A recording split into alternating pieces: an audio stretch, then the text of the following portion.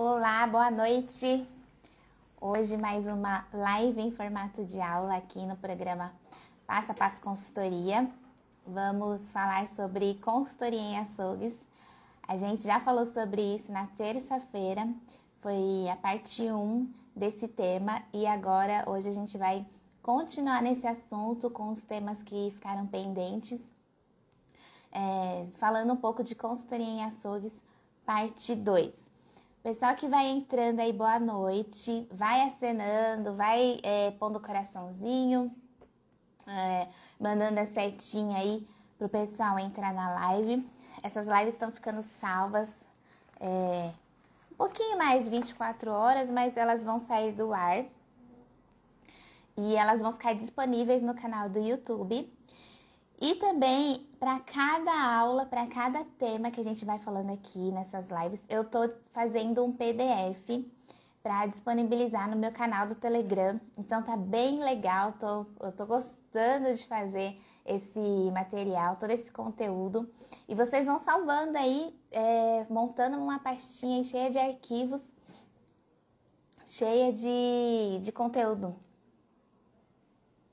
para ficar salvo, para vocês consultarem depois, montando aí todo o seu material para atuar na consultoria de forma independente. Oi, boa noite Vanessa, Fernanda, Cris, boa noite. Acho que era só esses os recados que eu tinha que dar. Então, na aula passada, nós falamos sobre... boa noite, Clarissa, tudo bom? A gente falou sobre fornecedor, né? Quando a gente entra, vou trabalhar como consultora independente. Eu comentei com vocês, para vocês começarem a pensar, dar um olhar com mais atenção para esse nicho de açougue, para incorporar ele na sua carteira de clientes, para contribuir ali na estrutura do seu planejamento, do seu faturamento de 5 a 10 mil reais por mês. Inclui lá um cliente de açougue, 2 clientes de açougue, porque é um nicho que está crescendo bastante. Os açougues não fecharam na pandemia, são considerados sim estabelecimentos de serviços essenciais.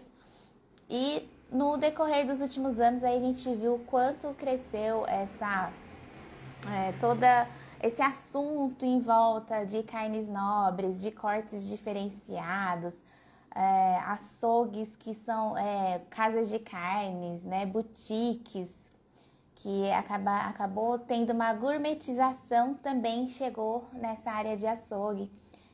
Com a nossa carne aqui no Brasil, ela é de excelente qualidade, então teve sim um avanço tecnológico lá no campo, que vem vindo até chegar na mesa do consumidor. O Brasil cresce muito, né, na agroindústria, e aí isso reflete para nós também consultores. Então, enxerguem esse nicho como um nicho bom para você atuar também. Aqui em São Paulo, a gente percebe assim uma mudança nesse comércio em relação ao tipo de estabelecimento, assim, a uma estrutura maior de açougue, com toda uma ambientação, decoração, um cuidado especial na exposição desses produtos, com embalagens tecnológicas, embalagens diferenciadas. Então tem muita coisa aí para a gente estudar, para vocês estudarem sobre esse nicho e para conhecerem. Independente, Lília, mas então você vai falar sobre o quê? Hoje, independente de ser uma boutique, de ser um açougue de rua, de ser um açougue dentro de um supermercado, o nosso trabalho é sim de implementar o controle de qualidade, implementar as boas práticas, os POPs, começando com esse serviço que é o básico da consultoria. Você pode oferecer uma outra consultoria sobre embalagem, sobre métodos de conservação, sobre outras questões aí que envolvem esse tema? Sim, pode.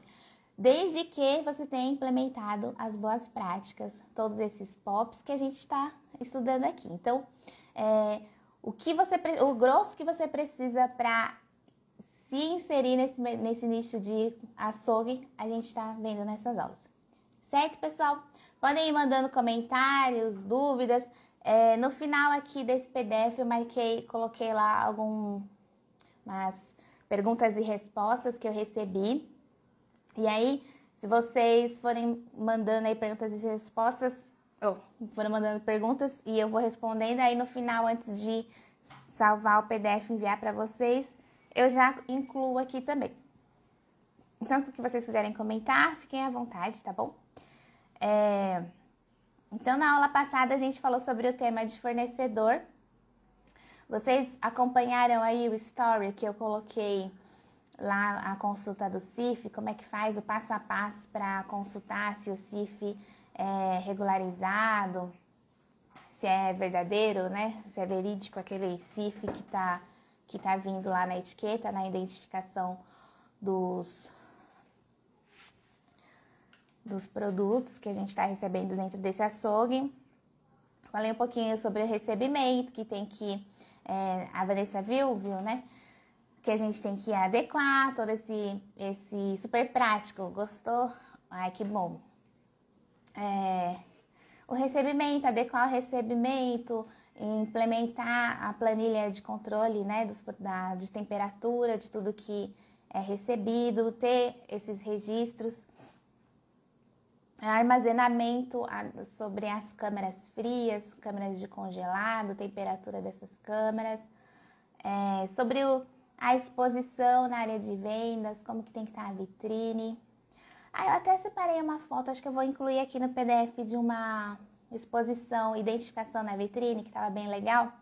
Eu encontrei essa foto que eu tinha tirado já há um tempo atrás, e aí eu vou colocar aqui no PDF como um exemplo que dá pra gente fazer de identificação nessa vitrine. Falamos um pouquinho de manipulação, dos processos, né, dos equipamentos, principalmente no açougue tem bastante equipamento que exige uns cuidados especiais com higienização, principalmente.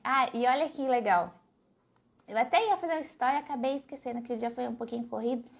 Quando eu cheguei no açougue, hoje, o rapaz estava limpando a balança, assim, sabe? Com a buchinha mesmo. Ele desligou, tirou a balança, colocou em cima da mesa e estava lá limpando a balança. Eu pensei, isso mesmo, que essa balança, ela... Tudo dentro de um açougue, todos os equipamentos, utensílios, eles vão acumulando gordura, porque é normal, é do dia a dia. E aí, um local que suja-se muito, precisa limpar-se muito, né? E aí, ele tava fazendo essa limpeza, assim, não tava só passando aquele paninho, não. Tava esfregando com a buchinha. Legal, tudo a ver com o tema que a gente tá falando aqui. E sobre, né, então, além de ter esse cuidado de limpeza com os equipamentos, uma limpeza minuciosa, tem a questão de segurança desses equipamentos, com os dispositivos de proteção, máquina de serra-fita, que eu falei para vocês que tem até um posicionamento correto para o manipulador operar essa máquina. A máquina de moer, a gente falou também. E falamos também da área de vendas, né, da identificação, falamos da carne moída. E hoje a gente vai, então, vou começar agora falando do próximo tópico, que é da água. Então, Lília, como que eu avalio a água desse açougue? Então, vamos supor que você conseguiu fechar o contrato num açougue de rua, e aí, né, você precisa lá verificar. Oi, Vandelice, boa noite, boa noite.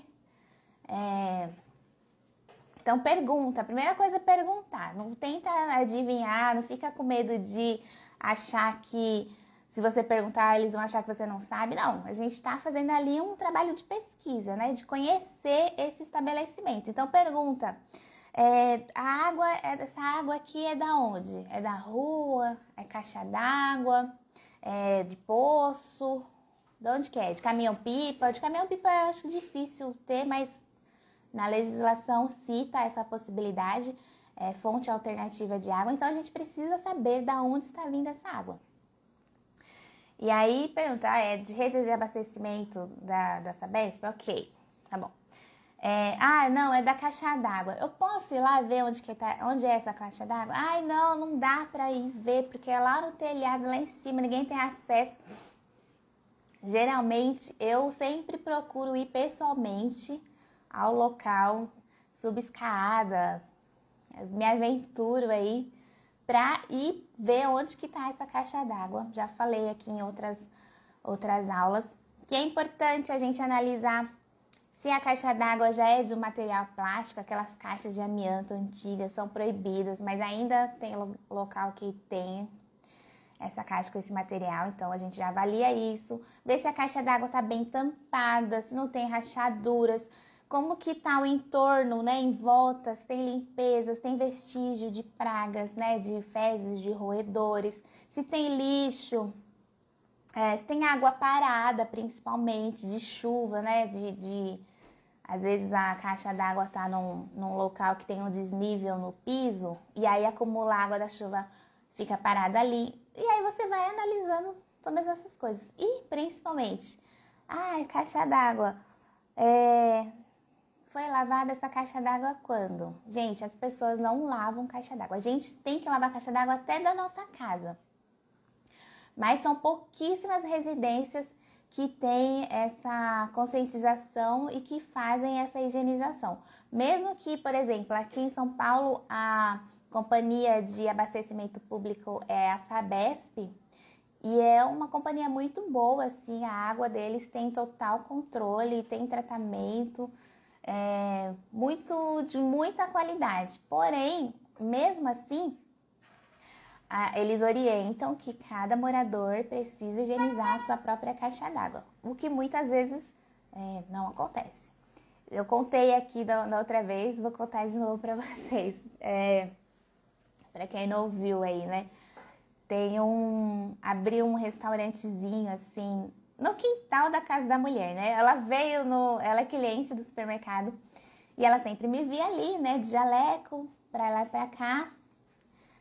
A Gleice perguntou: a live ficará salva? Estão com a internet ruim. Vai ficar salva sim. Deixa eu escrever aqui pra ela. Sim. E ela me via lá no mercado e ela veio falar que ela ia abrir um restaurante. Eu pensei, ai, que ótimo, tá vendo? Até nisso a gente, né, consegue cliente. Às vezes a gente nem vai atrás do cliente, o cliente que vem até a gente. Então, essa também é uma dica especial aqui para o pessoal que está aqui nessa aula. Se você atende algum estabelecimento comercial, não fique todo o tempo da visita lá para dentro, nas áreas internas. Fique também ali na área de vendas, na loja, observa, faz uma horinha ali, as pessoas têm que te ver. Já cansei, né? Já fiz muito network, já conheci muitas pessoas, porque as pessoas veem a gente de jaleco, né? Com uma postura diferente, fazendo uma orientação ali, avaliando, analisando. E aí eu imaginei um restaurante, né? Já imaginei um restaurante. Cheguei lá, era a garagem da casa dela. E aí uma das orientações que eu falei assim, tem que lavar a caixa d'água. E ela achou estranho aquilo. Lavar a caixa d'água, eu nunca tinha lavado. Mas aí eu fui, dei orientação, passei lá pro marido dela fazer. E ela fez no final de semana, eles fizeram a limpeza. E ela me mandou falando que tinha até aquelas larvas na caixa d'água. Eu acho que ela até me mandou foto das larvinhas na caixa d'água, porque nunca tinha lavado caixa d'água.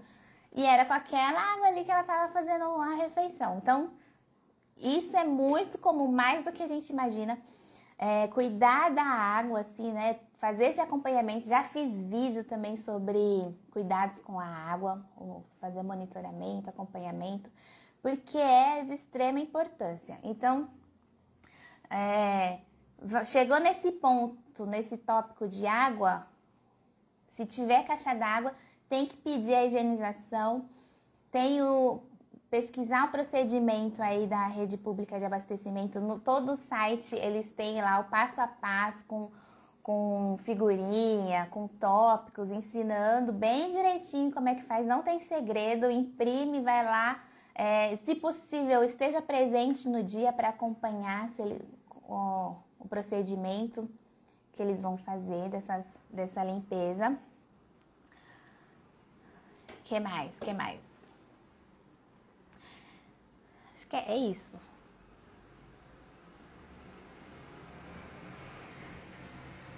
É isso, tá? Então, de água não é difícil. Se tiver caixa d'água higienizada a cada 6 meses, né? De 6 em 6 meses. Então, de 6 em 6 meses são 2 vezes no ano só. Então, dá para fazer essa higienização tranquilo. Se tiver mais que um reservatório, lava um primeiro, depois lava o outro, faz esse revezamento, mas tem que ser lavado todos, tá certo? E aí, próximo tópico. Resíduos. Então, os resíduos de um açougue a gente chama de graxa. A Clarice perguntou sobre o laudo de segurança da caixa d'água. Então, existe bem lembrado, Clarice, obrigada.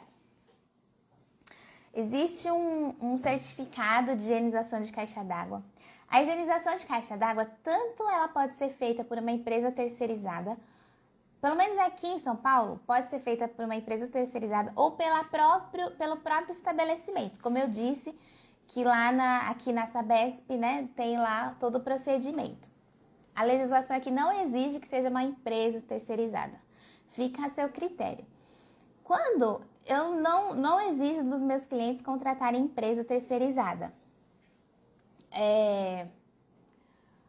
eu faço a orientação, né? Entrego lá o papelzinho, passo a passo, oriento, explico novamente, e aí eles fazem a higienização. Depois que eles fazem a higienização, eu emito um certificado que o modelo tem lá no programa, disponível lá para as alunas do programa Passo a Passo Consultoria. Emito esse certificado, eu mesma assino, e aí eu pego uma amostrinha, ligo para um laboratório, que é o meu, que eu sempre mando minhas amostras, e peço para eles virem recolher uma amostrinha da água. Então, o que eu tenho de registro da água? Eu tenho o certificado de higienização, né, o dia que foi feito, qual o procedimento que eu utilizei, com a validade, e junto a isso eu tenho um laudo de potabilidade dessa água, tá? Então, cada 6 meses eu sempre faço isso. Lilian, qual a forma mais certa de lavar a caixa d'água? Então, lavar a caixa d'água tem lá o roteirinho, eu não vou falar aqui pra vocês, porque é um passo a passo, lá tem 10 passos para seguir. Então, lá esvazia a caixa d'água, deixa lá uns 10 centímetros de água ainda para você higienizar. Não se usa nem detergente, sabão, nada disso. Você lava, tira o excesso. Às vezes tem barro, né? Porque se nunca foi lavada, fica com terra, né? A água que vem da rua tem a terra. E a terra vai decantando, fica lá embaixo. Depende, né? Do grau de sujidade dessa caixa. Se ela já é sempre limpa, como lá no meu estabelecimento agora sempre ela tá limpinha, então não chega a acumular tanta terra. E aí com essa própria água tem lá a dosagem do cloro, dizendo lá quantos ml tem que pôr para cada litro de água, e aí você passa, tem lá todos os materiais que não pode ser escova com abrasão, sabe? Para não danificar o material da caixa. Tem tudo explicadinho lá, quais os utensílios que tem que usar. Aí você passa esse cloro, né, em todas as paredes da caixa d'água, deixa por 2 horas, depois faz de novo, depois enxágua, e aí tem que seguir lá, tá? Se eu falar aqui, pode ser que eu esqueça algum passo a passo, algum procedimento. Muitos clientes têm poço e não revelam a nós porque na maioria das vezes são ilegais. Isso é verdade, olha, é complicada essa situação, né? Lá no meu cliente a gente tinha um poço, é muito bom para o estabelecimento o poço, principalmente se ele, né, não tiver nenhum problema com a água, mas tem que ter registro, tem que ter monitoramento, tem que clorar essa água, é como se você tivesse uma estação de tratamento no estabelecimento. E aí, óbvio que o poço também era um poço clandestino, não tinha documentação nenhuma, já estava lá trabalhando há muitos anos esse poço, e aí recebi fiscalização, e a fiscalização me pediu documentação, aí corre atrás, e vai, fala com um, e fala com outro, contrata a empresa, aí paga a empresa, e vai na CETESB. Gente, até hoje, isso já tem, desde 2018 a gente está tentando regularizar esse poço, e não conseguimos regularizar o poço. É muito complicado, muito difícil mesmo, é uma burocracia, assim, sem tamanho. Empresas vieram, a gente pagou por empresas só levaram dinheiro e não resolveram nada. Assim, bem complicada essa situação que eu estou vivenciando lá no meu cliente. E aí, por fim, nesse trâmite todo, o poço ficou lacrado.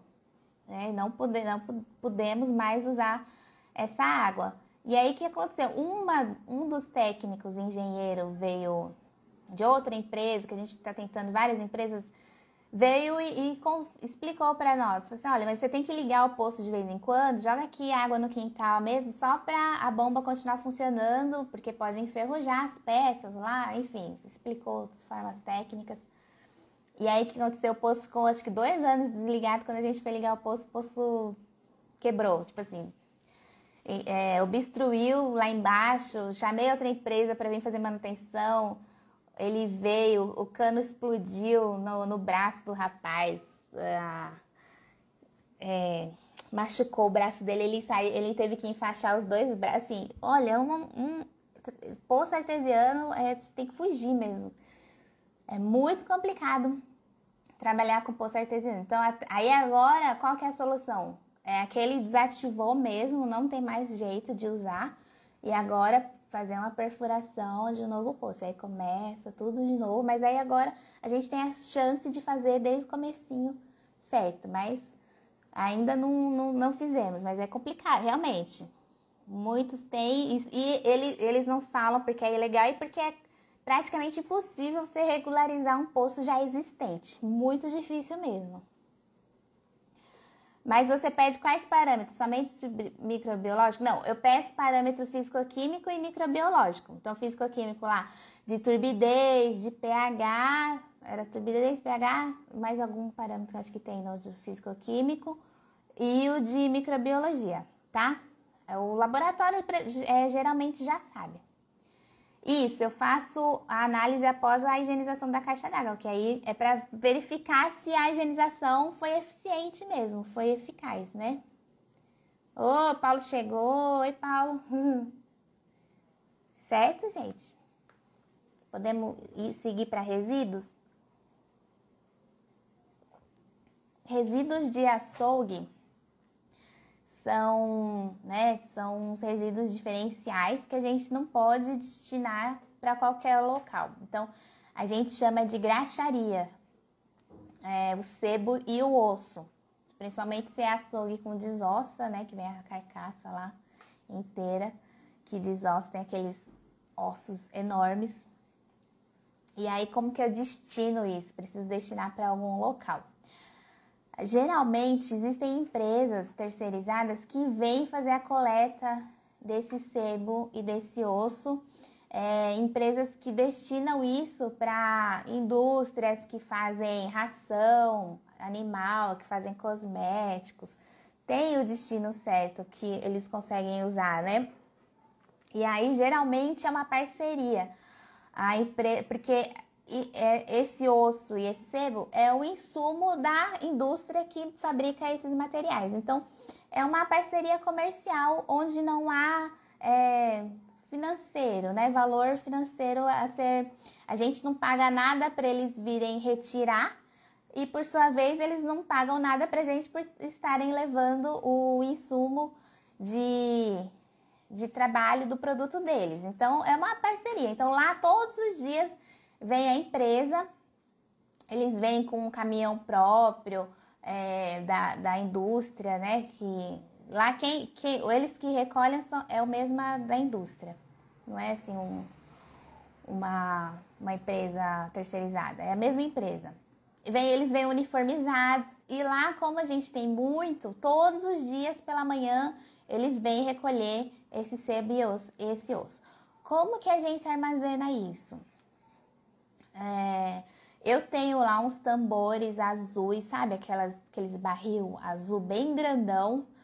E o rapaz vai jogando o osso ali nos tambores. E esse osso fica dentro das câmeras. Num espacinho assim a gente tenta segregar para ele, né, não ficar junto das peças de carne. Então tem que ter um espacinho dentro da câmera para armazenar isso, porque não pode ficar em temperatura ambiente, porque aí exala o odor, vem as moscas, né? Você propicia o crescimento microbiano, microbiológico disso tudo, então não dá para armazenar em temperatura ambiente. E o sebo também, o sebo a gente põe em umas caixas forrada de plástico.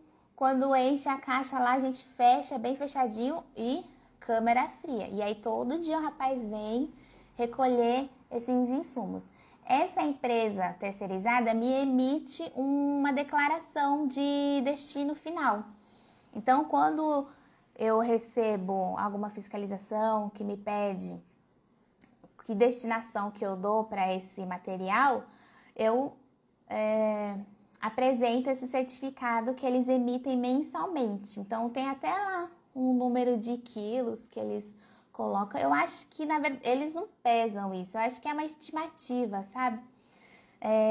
11 mil quilos no mês de fevereiro de 2021 do supermercado tal, destinado. Então, eu tenho esse certificado, que é legal também vocês entrarem em contato com essas empresas, né, com essa empresa parceria, para emitir esse certificado para vocês terem.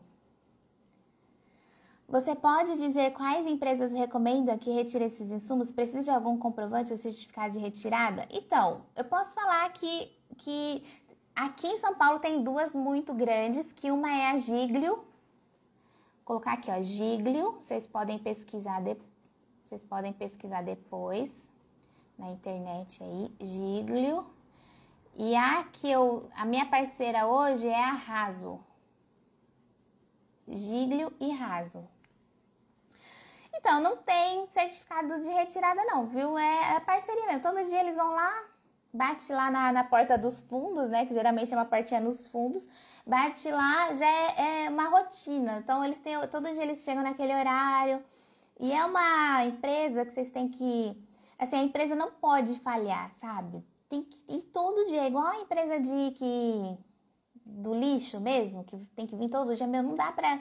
Eles não podem ficar de greve, o motorista não pode faltar, ficar doente, nada. Porque se tem um dia que eles não vêm, gente, a gente fica sem recipiente para armazenar a quantidade do dia anterior e a do dia. A gente não tem mais espaço na câmara fria, o odor predomina no local, mesmo a gente armazenando na câmara. Então, assim, tem que ser uma empresa parceira mesmo, que não dê bolo em vocês, no cliente de vocês. Então, são essas duas empresas que emitem certificado, que são empresas idôneas. Eles têm o registro de IBAMA, de CETESB, de selo verde, de tudo. Eles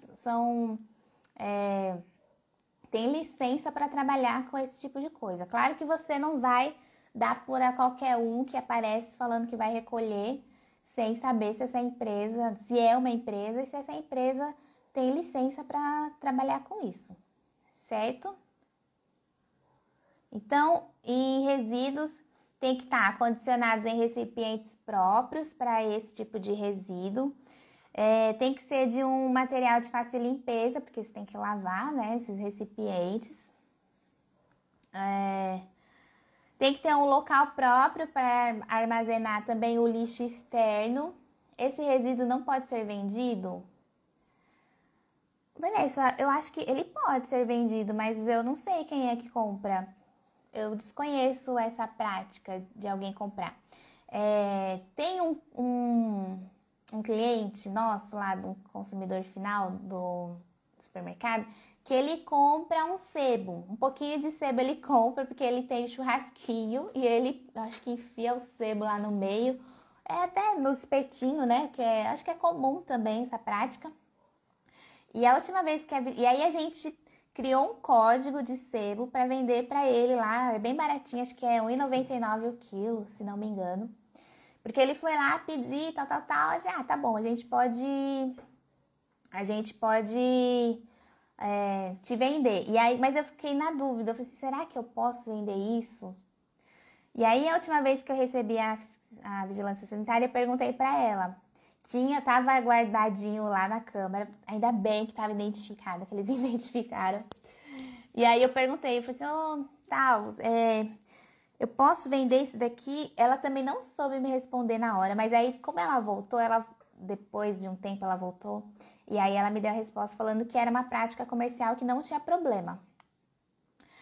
A Vanessa falou, porque dá dó de dar, né? Não dá dó de dar, sabe por quê? Porque é aquilo que eu falei.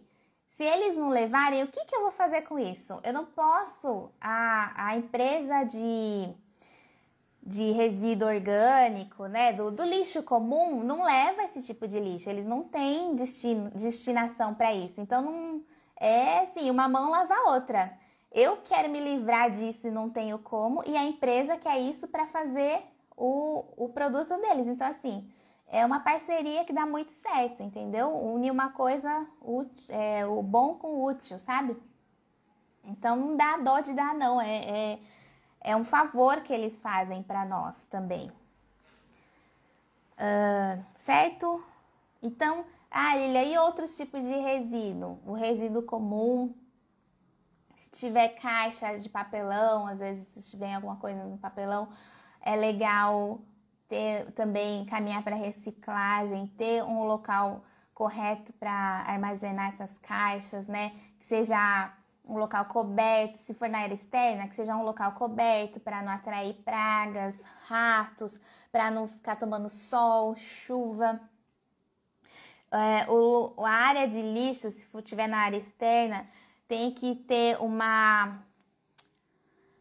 esgoto, água para ser lavado esse ambiente, tá? Não pode ter acesso de pessoas estranhas nesse local, ser aberto para qualquer um entrar, geralmente tem isso, certo? Vamos para o próximo tópico. Consultoria em açougues. O que o consultor precisa avaliar? Entre todas as coisas, todos os temas, né, que a gente já falou, tem o tema controle de pragas. Então, controle de pragas, lembram dos 4 As do controle de pragas? Quem que vai chutar aí? Quais são os 4 As do controle de pragas? Já falei sobre isso aqui nas nossas aulas. Quem dá mais aí? 4 As do controle de pragas. Quem chuta? Vou esperar vocês responderem. Alguém vai me responder aí. Pelo menos um deles. 4 As do controle de pragas. Não? Ninguém? Abrigo, água, alimento. Isso. Acesso. Isso, muito bom. Acesso, água, abrigo e alimentos. Isso. Então, primeiro de tudo, agora eu já analisei tudo, agora eu vou analisar controle de pragas. Primeiro de tudo é o acesso. Tem acesso nesse estabelecimento para as pragas entrarem? Então, a gente vai começar a olhar as entradas. Janela, tem telas milimétricas na janela? Tem que ser aquelas milimétricas, porque se for aquelas com a trama grande, não adianta de nada. Às vezes tem tela, mas é a tela errada. Então, tem telas milimétricas nas janelas, os ralos são ralos abre e fecha, as portas, elas têm total vedação embaixo, né? Não tem frestas, aberturas, buraco na parede. Gente, um mínimo buraquinho assim é suficiente para entrar pragas. Portas ajustadas aos batentes, né? Como eu disse, com proteção nessa parte inferior. E aí, se tem uma empresa que vem fazer essa dedetização ou desinsetização, como fala hoje em dia, que põe aqueles porta-iscas, só porta-iscas que eles trabalham. Tem alguns que fornecem aquelas armadilhas luminosas de mosca. Gente, aquilo tem que ter. Aquilo pega muito, aquilo funciona de verdade. Pega muita mosca e aquilo, qualquer estabelecimento, assim que eu entro, se não tem, eu já faço comprar. E funciona. Aquilo lá é um excelente, uma ferramenta para a gente eliminar a mosca dos locais. E aí você pode observar também, Lília, mas uma coisa que auxilia muito a evitar acesso da mosca, que é o mais difícil, acredito, porque se for estabelecimento de rua, a porta vai estar aberta, né, para as pessoas entrarem. Então é difícil combater a mosca, a entrada da mosca.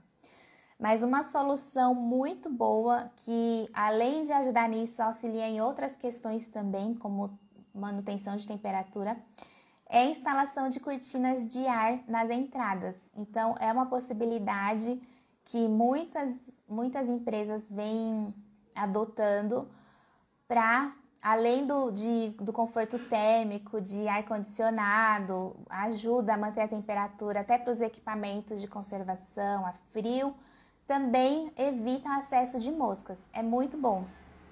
Chama armadilha luminosa. Armadilha luminosa de moscas. Depois eu coloco aqui. É aquelas, vocês já devem, se vocês acham que não sabem o que é, já deve ter visto em algum lugar. Tem sempre uma luz azul, que a luz azul ela atrai a mosca, né? Deixa eu colocar aqui, ó, pra vocês verem. Olha, tá vendo? Eu já comprei dessa daqui, ó, mas eu não aconselho, viu? É melhor essas daqui. Assim, essas quadradinhas. Essa daqui ela é bem legal, porque ela tem também um ventiladorzinho, que ela, quando o inseto tá passando por ali, o ventiladorzinho suga ela. É o ventilador que ele, em vez de jogar o ar, ele suga para dentro. E aí eu falei assim, nossa, interessante, esse daqui é um equipamento diferente, é um pouquinho mais caro, mas assim, é bonitinho, eu achei legal. E aí indiquei pro meu cliente comprar, mas assim, não tive muitos resultados com esse equipamento. E essa hélice de dentro, ela é de plástico e ela quebra. E aí você quebrou a hélice, então não compensa, compensa mais as outras, que que tem aquele refil de cola que a gente vai trocando o refil. Então, impedimos o acesso, conseguimos impedir o acesso, aí eu preciso impedir abrigo, então eliminar materiais inservíveis, coisas encostadas nas paredes, onde que possa, de repente, a praga entrar e se alojar no local. Com baratinha, gente, baratinha é complicado também, porque se tiver um buraquinho no rejunte do azulejo, ela faz ninho ali, se esconde ali. Nas saboneteiras em volta, se você não mexer, não fazer limpeza, não tá sempre de olho ali, ela pode fazer ninho dentro da saboneteira, eu já vi isso acontecendo. Então, ficar atenta aos detalhes, às frestinhas, sempre estar em contato com a manutenção para fechar um rejunte, que é coisa simples, às vezes até o próprio funcionário pode fazer na hora do descanso dele, lá do almoço dele, pedir para ele passar ali um rejuntezinho, fazer essas pequenas manutenções para impedir o abrigo. E aí o terceiro A é o alimento e a água, então não deixar restinhos de alimentos disponíveis. A praga entrou, achou abrigo, ela precisa de alimento. Se não tiver uma limpeza eficiente, ela vai atrás dos farelinhos, das gordurinhas que vão ficando para trás e ela se alimenta daquilo. E assim também como a água, tem torneira pingando, tem uma pocinha de água, tem um piso quebrado ali que sempre eles lavam e fica um restinho de água ali. Tem tudo que a praga precisa. Então, primeiro de tudo, é verificar os 4 As do controle de pragas e como que tá essas instalações na questão de manutenção, de higienização. E também a empresa, se tem alguma empresa que faz essa aplicação de veneno, se ela emite um certificado, se ela tem licença sanitária para trabalhar com isso, se tem ficha técnica dos produtos químicos que eles usam, qual a periodicidade que eles vão vir. Vão vir a cada 3 meses, vão vir de 6 em 6 meses. A periodicidade, ela está de acordo com a necessidade do estabelecimento. Não é obrigatório ir todo mês, não é obrigatório ir 3 meses. É de acordo com a necessidade. Então, eu já trabalhei em local que ela ia de 6 em 6 meses. E tudo bem, estava ok, porque o estabelecimento não tinha problema referente a isso. Já no supermercado que eu atuo, ele tem que vir todo mês. E às vezes eu ligo para ele vir mais que uma vez no mês. Então, é de acordo com a necessidade. Quanto maior o estabelecimento, né, que nem, por exemplo, o supermercado, tem muitos tipos de alimentos ali, tem muito de tudo, né? Muito acesso, muito abrigo, muita caixa de papelão, muito lixo, muito de tudo. Então, eu preciso de um reforço maior por parte dessa empresa terceirizada, que é um parceiro que eu sempre ligo e vem cá e faz aqui, e apareceu um ali, vem aqui e vai trabalhando junto. Então, vocês precisam também, você tem a empresa aqui? Tem. Quem que é? Não, é meu amigo, ele vem aqui, ele passa que ele tem um veneno que é muito bom. Nossa, o veneno dele é tiro e queda. Assim, mas ele tem CNPJ, ele é uma empresa? Não, ele trabalha lá, ele trabalha numa empresa, ele traz um pouquinho numa garrafinha de água, sabe? Eles põem o veneno dentro de uma garrafinha de água e ele deixa aqui, ó, tá aqui, ó, dona Lília, o veneno aqui, ó. Quando aparece, eu mesmo aplico, assim, aí o bicho pega, aí é complicado, aí precisa trabalhar com esse cliente, conversando, que isso pode ser perigoso, que esses produtos químicos sem registro pode dar um problema maior, enfim.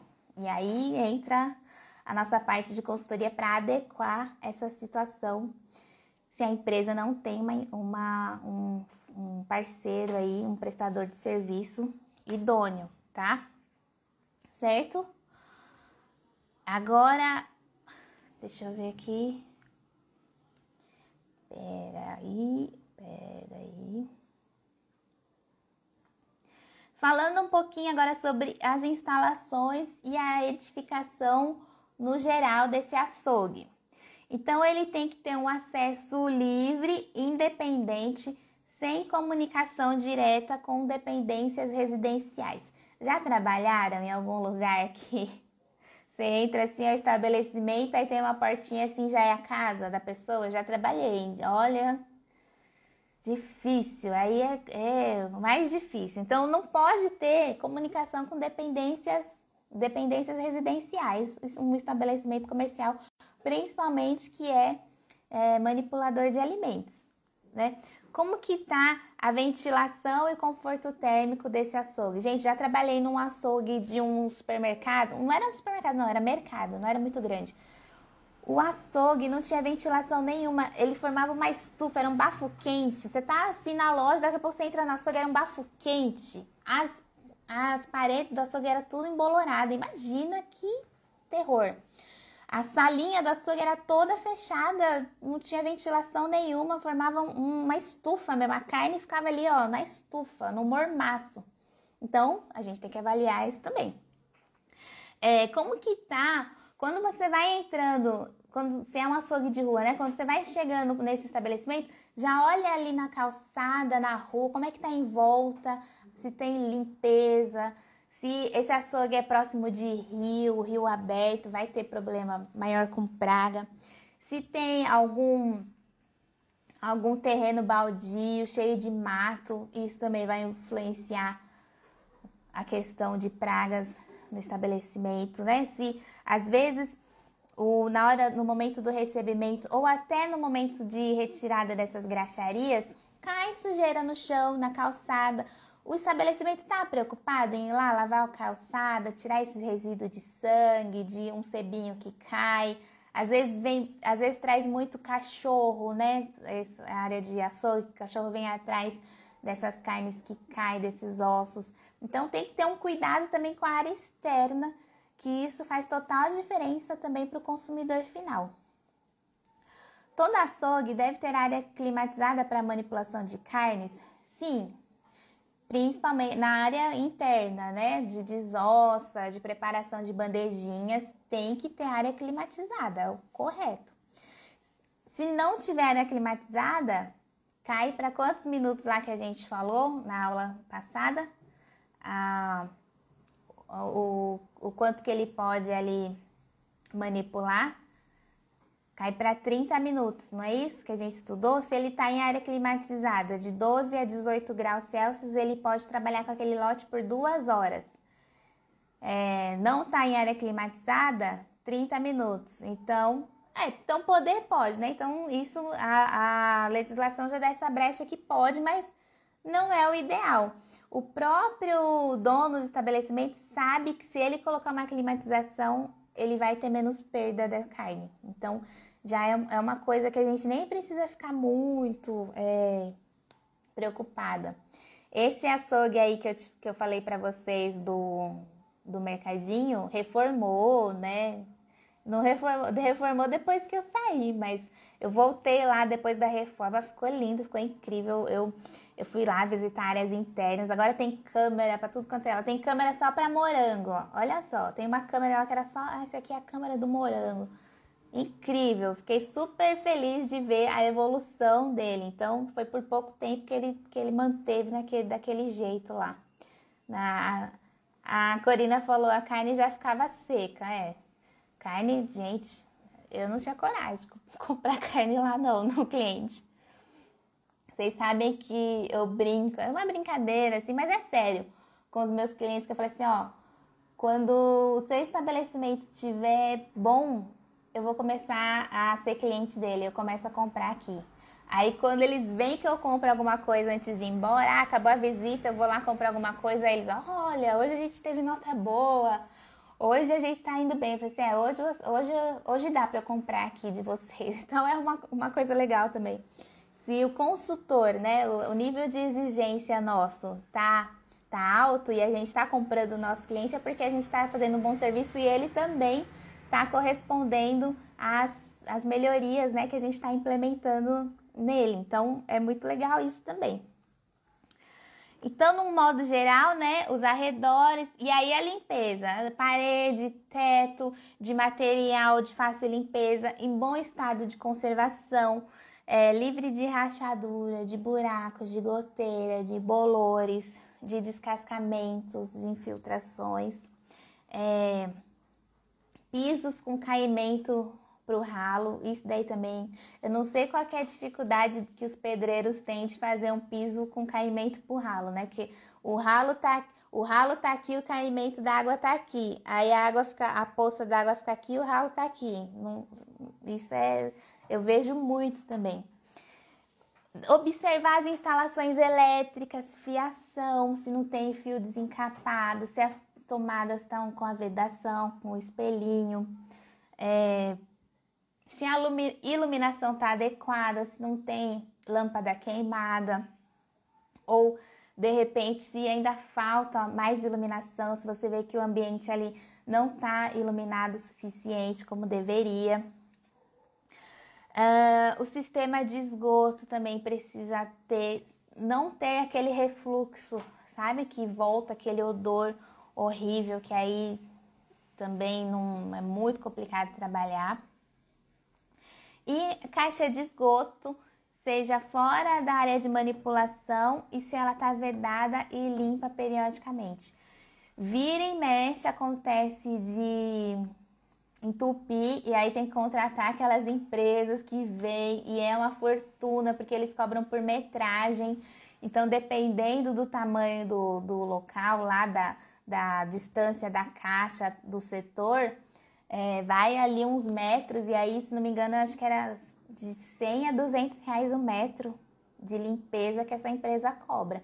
E além de tudo, o transtorno, porque o mau cheiro que sobe disso, né? Então, enfim, é uma questão de que a gente tem que ver sempre. Deixa eu ver aqui uma coisa. Essa questão de higiene, principalmente quando eles estão fazendo a limpeza, que para dá uma gente, eu varro o chão, tá?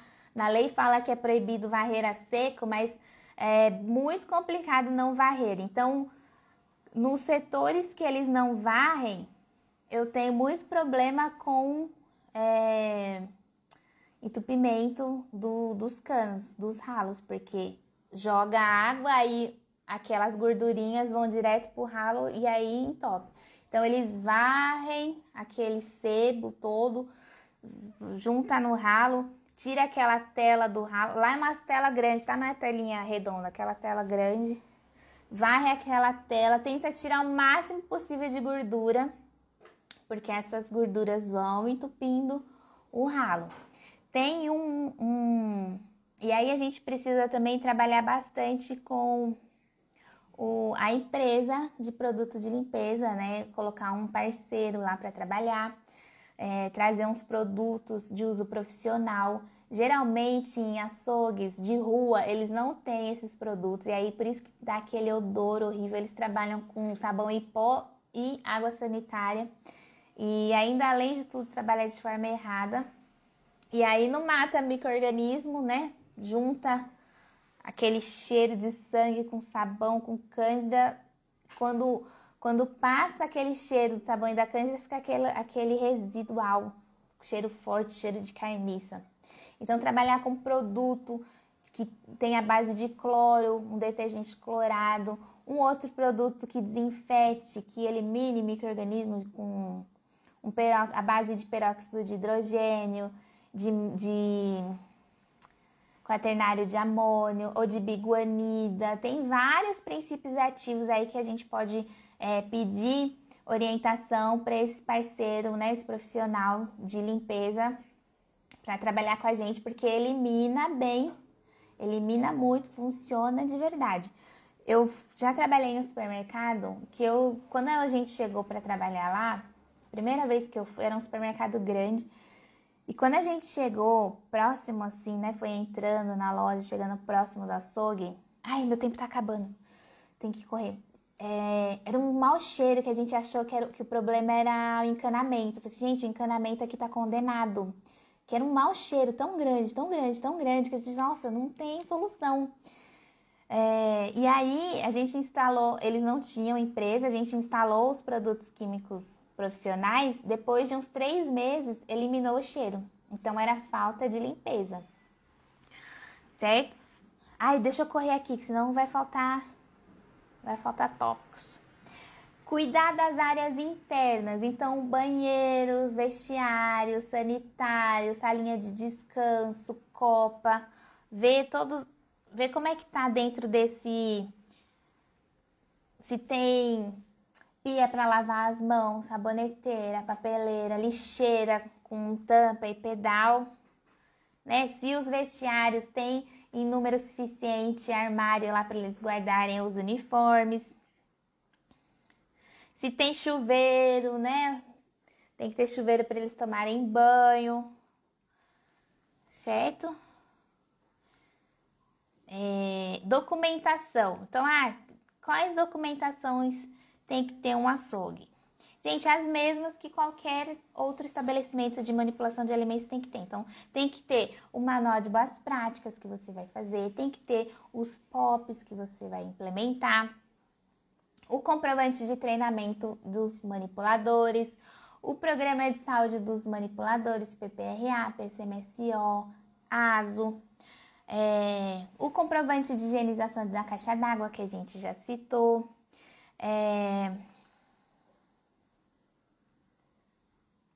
o comprovante de controle de pragas de empresa terceirizada, o comprovante, esse certificado da empresa que vai destinar essa graxaria para o local correto, as planilhas de controle de temperatura dos equipamentos, né, dos balcões, das câmeras que você vai implementar, as planilhas de controle de recebimento você vai também implementar. Registro de manutenção preventiva dos equipamentos. Então, tem a empresa de refrigeração que ela vem, então ela faz ali a manutenção, ela emite um certificado, você guarda também, você pede, certo? E o último aqui, manipuladores, que a gente já falou bastante na aula sobre EPIs. Tem que ter esse cuidado dos manipuladores, questão de uniforme, questão de barba, de unhas principalmente, das botas deles, o que mais? Do treinamento, fazer treinamento, se eles estão usando os EPIs adequados, sapato, cabelo, barba. Gente, o pessoal agora de máscara não quer fazer mais a barba, né? Hoje eu peguei 2 lá, fiz eles assinarem lá um terminho. Se eu ver você de... Eu fui boazinha, se eu ver você de barba na próxima visita, você vai tomar uma advertência. Ai, não, vou fazer. Mas eu tô de máscara, mas eu tô vendo sua barba fora da máscara. Aqui, né, na lateral, porque a máscara cobre aqui, aí aqui fica o cordãozinho da máscara e aqui a barba do cara, aqui embaixo a barba do cara aparecendo. Certo, pessoal? Gostaram? Tá acabando meu tempo. Falei pra caramba, hein? Caramba. E aí, como sempre, aqui, ó, PDF. Opa, cadê? Eu tô perdida aqui. PDF, ó, perguntas e respostas, que eu vou subir lá, ó, tudo que os temas que a gente falou, vou subir lá no canal do Telegram. Então, se você não está inscrito, você acessa o link que tá aqui na bio do Instagram e entra lá pro canal do Telegram, que lá eu compartilho várias informações e vou subir esse PDF lá. Tá certo, pessoal? A Amanda falou, pois é, tá desse jeito. E a gente tem que ficar de olho neles. Certo, pessoal? Gostaram? Se quiser... Ah, Lília, quero mais informações. Tem mais informações aqui, ó. No passo a passo para iniciantes. A Clarice falou, amo um PDF. Que bom que você gostou. É aqui, ó, consegui um cliente, e agora? Então, aqui tem mais informações sobre açougue, ó, área de manipulação de açougue, quais são os principais erros que os fiscais encontram. Então, você pode também pegar informações aqui, ó, em câmeras frias, em açougues, que é a manipulação, área para moagem da carne bovina. Tem bastante informação aqui, então se você não baixou ainda o seu PDF, entra lá no link que tá na minha bio do Instagram, na parte de materiais, e tem também a parte só dele aqui do e-book. Tá bom, pessoal? Um beijo e até a próxima!